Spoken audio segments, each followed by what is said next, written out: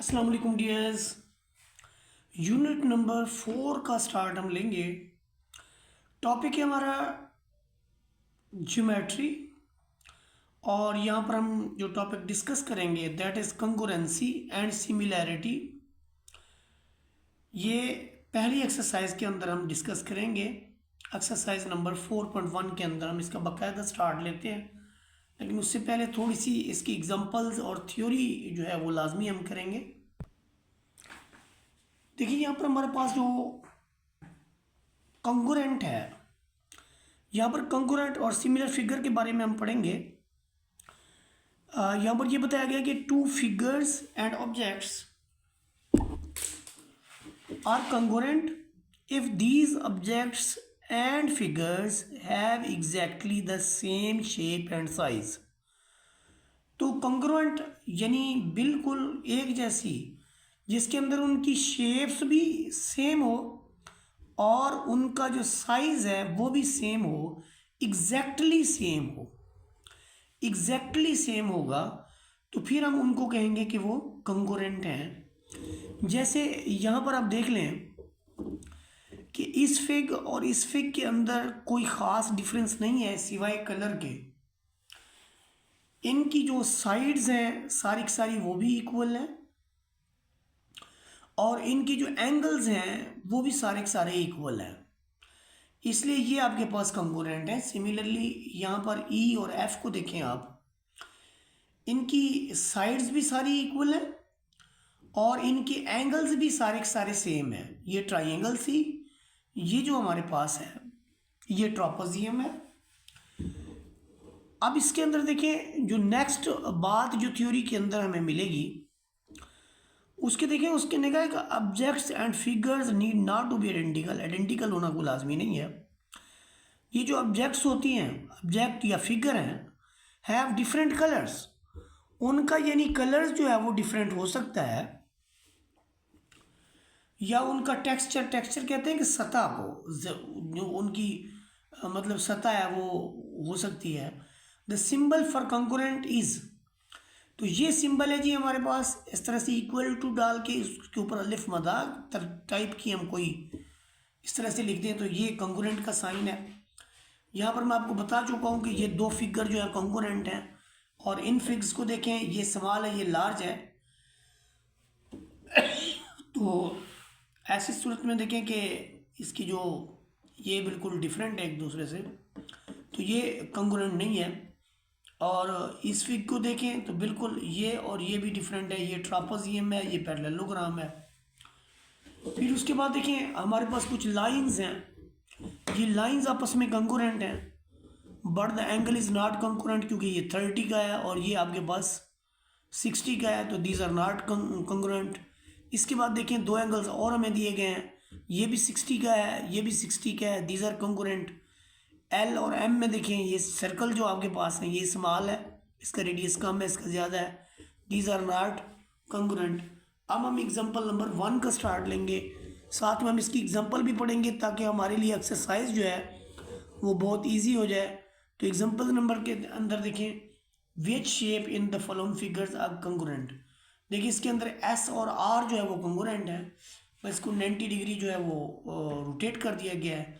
इसके अंदर देखें ये दोनों फिग भी आपके पास कंकरेंट हैं और यहाँ पर एस और टी के अंदर देखें यानी इनको थोड़ा सा रोटेट कर दिया गया, बाकी है ये कंकरेंट। इसके अंदर देखिए एस और टी जो है ये कंकरेंट नहीं है, ये लाइन स्मॉल है हमारे पास, ये लार्ज है। यहाँ पर एग्जांपल नंबर 2 के अंदर देखें कि इसने कहा कि what are the congruent parts of the following triangle, कि हमने इसके अंदर जो कंकरेंट पार्ट है वो बताने हैं। यहाँ पर ये क्लियरली देखें कि आपका ए बी जो है वो कंकरेंट है डी ई के, और आपकी जो यानी ये साइड्स जो कंकरेंट है वो बता रहे हैं हम। यानी इसके पहले तो हम साइड्स बताएंगे कि इसके अंदर कौन सी साइड्स जो है वो कंकरेंट हैं। ये ए बी जो है डी ई के कंकरेंट है और ए सी जो है वो डी एफ के कंकरेंट है और फिर बी सी जो है वो ई एफ के कंकरेंट है। ये हमारे पास जो है वो साइड्स कंकरेंट हैं। उसके अलावा देखें आपके पास जो एंगल है, एंगल बी जो है वो कंकरेंट है ई के और एंगल ए जो है वो कंकरेंट है डी के, और एंगल सी जो है वो कंग्रुएंट है एंगल एफ के। तो ये जो है इनके दरमियान में कंग्रुएंसी है। अब इसके बाद जो हम नेक्स्ट यानी स्टार्ट लेंगे वो हमारे पास है जी सिमिलर शेप्स का। पहले तो सिमिलर की इसकी डेफिनेशंस जो है वो बड़ी इंपॉर्टेंट है। Two shapes are said to be mathematically similar if all of the angles in the shapes are equal, कि उसकी अगर तमाम की तमाम जो एंगल्स हैं ये हमारे पास इक्वल हों। Shapes but the shapes are not necessarily, लेकिन उनकी शेप जो है वो कोई लाजमी नहीं है कि वो साइज में छोटी या बड़ी हो।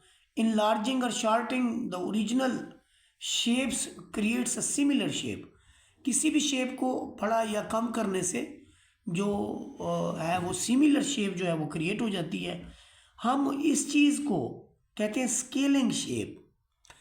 किसी भी शेप के छोटा या बड़ा होने को हम कहते हैं scaling shape method. This means shape have been enlarged और shortened in the same proportion.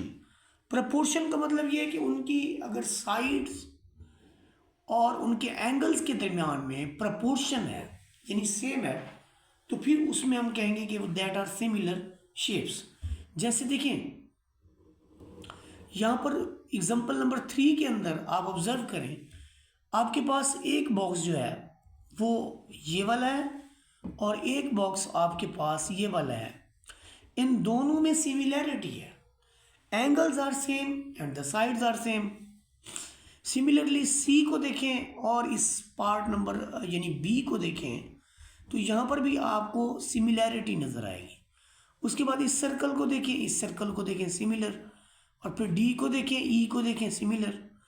तो ये जितनी भी आपके पास फिगर दी हुई हैं ये इनके अंदर सिमिलैरिटी है।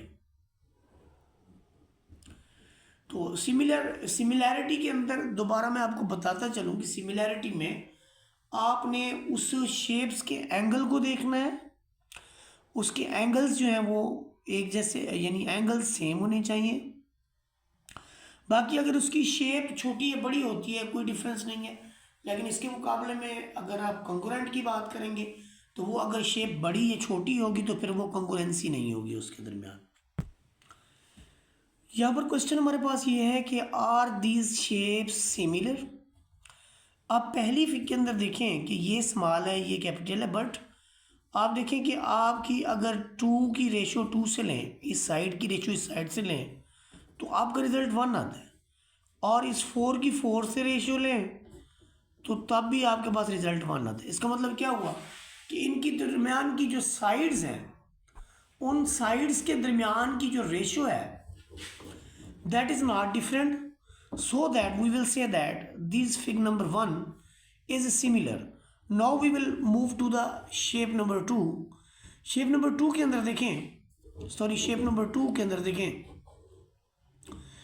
आप इसके अंदर देखें ये भी आपके पास 12 मिलीमीटर, ये भी आपके पास 12, 6 और 3 है। सिमिलरली यहाँ पर देखें आपके पास ये आपके पास 4 है, ये 1 है और ये 2 है। तो यूँ समझिए कि अगर आप 4 की रेशियो लें 2 से, देखिए कि आप 12 की रेशियो लें 6 के साथ, या फिर आप 4 की रेशियो लें 2 के साथ, तो यहाँ से भी आपको 2 मिलता है, यहाँ से भी 2 मिलता है। सिमिलरली आप 1 की रेशियो 2 से लें या फिर आप 3 की रेशियो 6 से लें तो तब भी आपके रिजल्ट जो है वो सिमिलर है। सो इस पार्ट नंबर 2 में भी यानी ये जो आपके पास है, सॉरी पार्ट नंबर 4 के अंदर भी हम कहेंगे, यहाँ पर इसका नाम है पार्ट नंबर 4 की सिमिलैरिटी मौजूद है। अब हम जी पार्ट नंबर 2 की तरफ जाते हैं। पार्ट नंबर 2 के अंदर देखें ये 6 है, ये 3 है, ये 2 है, ये 1 है। तो अगर हम 6/3 को देखें तो ये 2/1 के इक्वल तो है, इसका भी रिजल्ट 2 आता है, ये भी 2 है। तो दीज आर सिमिलर। और देखिए इसके दरमियान के एंगल 50 है, ये भी 50 है, इसका एंगल भी 50 है, इसका भी 50 है। आप ज़रा आप देखें एंगल इसके अंदर जो है मज़ीद फिग नंबर 3 के ऊपर आप चले जाएं। बिल्कुल सिमिलैरिटी क्लियरली नज़र नहीं आ रही, क्योंकि इनके एंगल भी सेम नहीं है। और दूसरे नंबर पे ये है कि ये सारी की सारी 4 की हैं और यहाँ पर 6 के बाद 3 भी आपको नज़र आ रहा है। So these are not similar. अब हम जाएंगे जी अपने नेक्स्ट पार्ट की तरफ। देखें ये यहाँ पर लास्ट पार्ट की तरफ, तो इसके अंदर भी कोई सिमिलैरिटी आपको नज़र नहीं आएगी। अब हम कंग्रुएंट ट्राइंगल्स पढ़ेंगे। कंग्रुएंट ट्राइंगल्स जो है ये क्या होती हैं जी?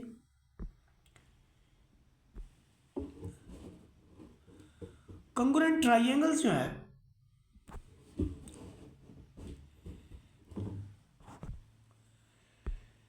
ये जो कंग्रुएंट ट्राइंगल है, while considering the triangle will be congruent if all three sides of one triangle are equal to the all three corresponding sides of the other triangle। यानी ये ट्रिपल एस का मतलब है 3 साइड्स। मसलन यहाँ पर आप देखें एल एम जो है वो आपका एक्स वाई के इक्वल है और एम एन जो है वो आपका वाई जी के इक्वल है। सिमिलरली जो आपके पास लास्ट वन है यानी आपका एक्स जी जो है वो आपका एल एन के इक्वल है।